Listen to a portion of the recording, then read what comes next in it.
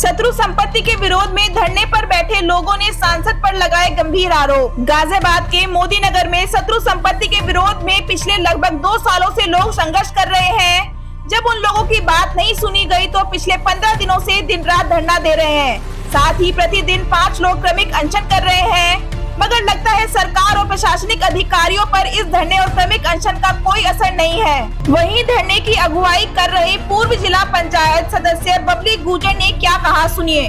मोदी नगर में शत्रु संपत्ति को लेकर काफी लंबे समय से संघर्ष कर रहे लोगों के साथ हम मौजूद हैं। पिछले 15 दिनों से ये लोग अनशन भी कर रहे हैं, धरना प्रदर्शन भी कर रहे हैं, मगर कहीं न कहीं सरकार के कानों में इसकी जूं नहीं रेंग रही है। इसे जानने के लिए हम आज हमारे साथ मौजूद हैं पूर्व जिला पंचायत सदस्य बबली गुजर। आइए इनसे जानते हैं कि अब तक सरकार के कानों में जूं क्यों नहीं रेंग रही है।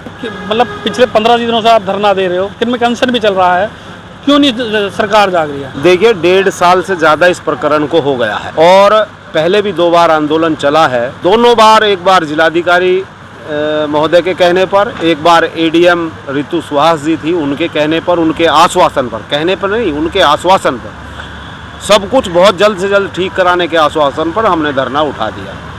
लेकिन इस बार फिर जब यहाँ एक अखबारों में खबर छपी कि सरकार इस पूरी जगह की नीलामी करने जा रही है, तो लोगों में आक्रोश फैला और आज हमारा 15वां दिन यहाँ है।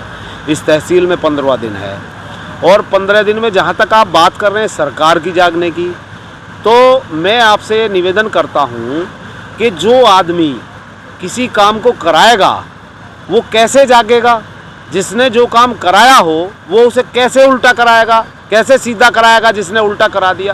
किसने कराया, आपको लगता है किसने कराया? देखिए, हमारे पास ये लेटर है, मैं चाहूँगा आप ये देख सकते हैं। देखिए, इस पर ऊपर लिखा होगा, यहाँ भी लिखा है, और फिर उन्होंने, किसका नाम लिखा है इस पे माननीय सांसद बागपत सतपाल चौधरी जी को एक लेटर, यहाँ के जो मेरठ के नईमुद्दीन हैं वो देते हैं एक लेटर उनको, और उस पे पूरा डाटा, ये 3 पेज हैं इसमें, ये 3 पेज है। ये सन 2017 की बात है। सन 2017 में माननीय सांसद महोदय को ये लेटर दिया गया और फिर आप अगर देखेंगे तो इस पर ये देखिए, सांसद जी ने डीएम गाजियाबाद को लिखा हुआ है, उनके साइन भी है नीचे, 14/11/17 को। इसी लेटर की संस्तुति पे शत्रु संपत्ति चढ़ी है, इसी लेटर से सारा काम हुआ है, तो कैसे जागेंगे? तो कहीं ना कहीं सांसद जी भी इस पूरे शत्रु संपत्ति को घोषित कराने में शामिल हैं। देखिए, मेरी बात सुनिए, जहाँ तक शामिल होने की बात है, मैं सबूत दिखा रहा हूँ, और सबूत के साथ साथ जो लोकसभा में बैठते हों, मामला केंद्र सरकार का है, मामला गृह मंत्रालय का है, जिस सदन के सदस्य माननीय सतपाल जी हैं उसी सदन के सदस्य गृह मंत्री भी हैं, और ये दबी जुबान से अधिकारियों ने मान लिया कि गलत चढ़ गई। और जहां 1 लाख की आबादी किसी जनप्रतिनिधि की प्रभावित हो और वो उसके लिए कहीं कोई आवाज ना उठा रहे हो, तो क्या समझेंगे आप बताइए? फिर तो सीधा सीधा है कि कहीं ना कहीं मामला दाल में कुछ काला है। और मैं कह रहा हूँ, ठीक है, जो भी कुछ हो गया, चलो एक तरफ दूसरी बात भी करें कि किसी ने लेटर दिया, जनप्रतिनिधि होने के नाते उन्होंने आगे फॉरवर्ड कर दिया, लेकिन अगर 1 लाख आबादी का सवाल है, 15 दिन से हम यहाँ बैठे हैं, तमाम हमारी कमेटी 10 बार उनसे मिल चुकी है, यहाँ मोदी नगर में भी, दिल्ली जा कर के भी, सब जगह, लेकिन कार्रवाई के नाम पे कुछ नहीं, उनके लिए कुछ नहीं है। मैं कह रहा हूँ, अभी किसान आंदोलन कर रहे थे नोएडा में, 2 महीने से बैठे थे किसानों ने, सांसद वो विधायक पंकज सिंह का घर जाके जब घेरा तो पंकज निकल के आए, माननीय विधायक पंकज सिंह, और उन्होंने लखनऊ तक 10 मिनट में हिला दिया। उन्होंने कहा कि ये मैं भी धरने पे बैठ जाऊंगा अगर मेरे लोगों का समाधान नहीं हुआ। पूरा लखनऊ तक हिल गया और माननीय मुख्यमंत्री योगी आदित्यनाथ तक भी वो अगले ही दिन पहुंच गए लखनऊ में। मैं कल फोटो देख रहा था, उनकी समस्या के समाधान पे तत्काल कार्रवाई जारी है। तो अगर सांसद चाहें, क्या है, गलत चढ़ा है, यहाँ से चढ़ा है, तहसील वाले ने चढ़ाया है, आज भी अगर ये कोर्ट का बहाना भी लेते हो, मान्य कोर्ट का आदेश है कि गलत कर दिया, हटाइए, लेकिन ये कह रहे कोर्ट में चला गया, B24 में चला गया। B24 कहाँ है? डीएम गाजियाबाद, डीएम कोर्ट में गया है गाजियाबाद। डीएम किसके अधीन है? अगर गलत करा है तो जनप्रतिनिधि में इतनी ताकत है कि वो अपने जिलाधिकारी को, चाहे अन्य संबंधित अधिकारी को, वो कहें और बुलाकर कहें या जाकर कहें या जनता को ले जाकर कहें, माननीय गृह मंत्री जी से कहें कि मेरे क्षेत्र की जनता के साथ गलत हुआ है, इसको तत्काल सही कराइए, तुरंत सही हो जाएगा।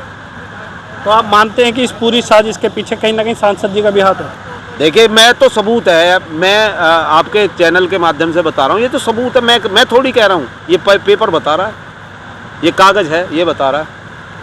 तो आज जो 1 लाख लोग बेघर होने की स्थिति में आ गए हैं, लोगों पर आर्थिक संकट भी मंडरा रहा है, तो कहीं ना कहीं सांसद जी और सरकार कहीं ना कहीं इसमें दोषी है। बिल्कुल 100% मैं कह रहा हूँ, पहली बात तो दोषी है, और मैं कह रहा हूँ नहीं है तो सरकार का काम क्या है, जनप्रतिनिधि का काम क्या है भाई? उन्हें समाधान कराने का ही तो है। क्यों सदन में भेजा, क्यों लोकसभा में भेजा, क्यों विधानसभा में भेजा, क्यों जनता ने वोट करा? इसीलिए वोट करा कि कोई समस्या है, अगर विधानसभा लेवल की आए या लोकसभा लेवल की आए तो सांसद लोकसभा में उठाए और विधानसभा में विधायक उठाए, मुद्दे उठाएं अपने अपनी क्षेत्र की जनता की मदद के लिए, क्योंकि उन्हें वोट देकर इसीलिए चुना गया है। तो 2024 के चुनाव में कहीं ना कहीं प्रभाव पड़ेगा इस पूरे मामले का?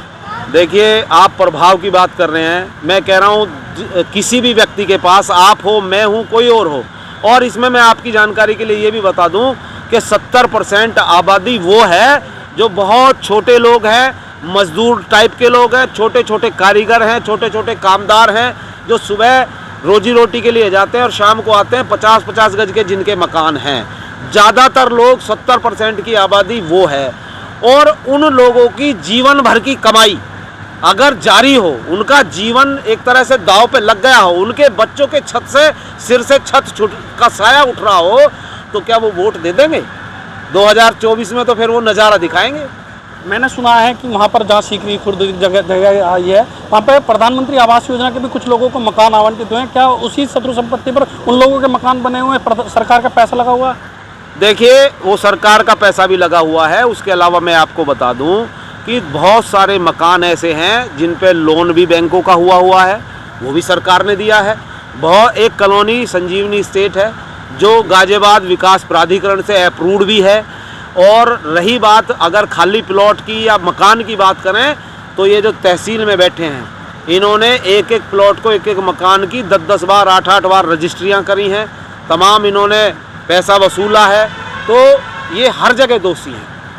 10 गुना लगान की रसीद हमारे पास है। जब यहाँ इस देश में कानून आया तो उस समय 10 गुना लगान जमा करके उस ज़मीन का मालिक उसको बनाया गया जिसने 10 गुना लगान जमा करा। देश में कानून आया था, वो 10 गुना लगान की रसीद पूरी ज़मीन की है। उसके साथ साथ एक और चीज़ मैं बताऊं, सन 68 से 72 तक चकबंदी हुई। उस चकबंदी में ये चक कटे, जिनके पास पहले चक थे उन पे नहीं रहे, दूसरों के पास चले गए। तो क्या अगर शत्रु संपत्ति थी या अगर किसी मेरठ के आदमी का उसमें अंश था, तो फिर चकबंदी कैसे हुई? वो किसने करी? चकबंदी इन्होंने करी, प्लॉटों की रजिस्ट्री इन्होंने करी, मकानों की रजिस्ट्री इन्होंने करी, इन्होंने बार बार पैसा वसूला, और आज कह रहे शत्रु संपत्ति हो गई। तो निश्चित रूप से आपका जो सवाल था, 2024 में पेट पकड़ पकड़ के लोग कोसेंगे भी और भगवान से दुआ भी करेंगे, और वोट की चोट दिखा के, वोट की चोट की ताकत जो बाबा साहब ने अधिकार दिया है आम आदमी को वोट डालने का, उस वोट की चोट से इसका बदला लिया जाएगा। वहीं आपको बता दें कि मोदी नगर के सीकरी खुर्द एवं आसपास की कॉलोनियों में रहने वाले लगभग 1 लाख लोगों की आबादी के ऊपर बेघर होने का संकट मंडरा रहा है।